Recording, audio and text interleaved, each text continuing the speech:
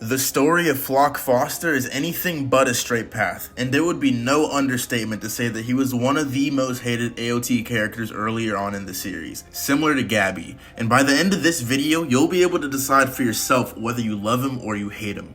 Now we're going to start at the beginning so we can see how much Floch has changed.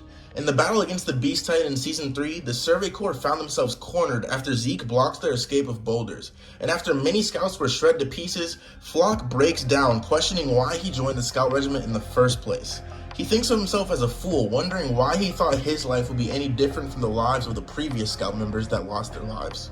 While Floch mentally shatters, Erwin begins to tell the scouts of his new plan, which involves a suicidal charge toward the Beast Titan, and Floch interrupts and he asks if it's okay to disobey his orders and flee.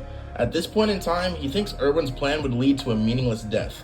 That was until Erwin made the scouts realize that the actions that they took and the memories that they hold pay tribute to the fallen soldiers that have since passed, and that their deaths will serve as an example for the future generation.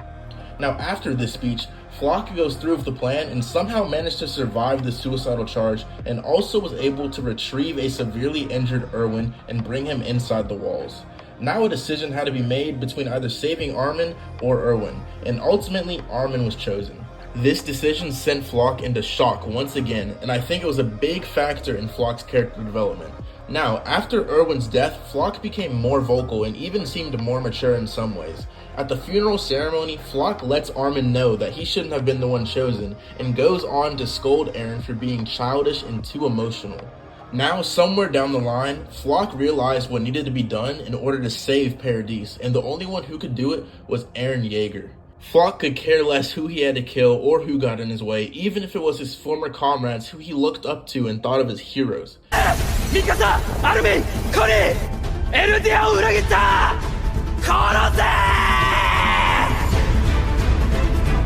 At the end of the day, the only one Floch could trust to save Paradis was himself.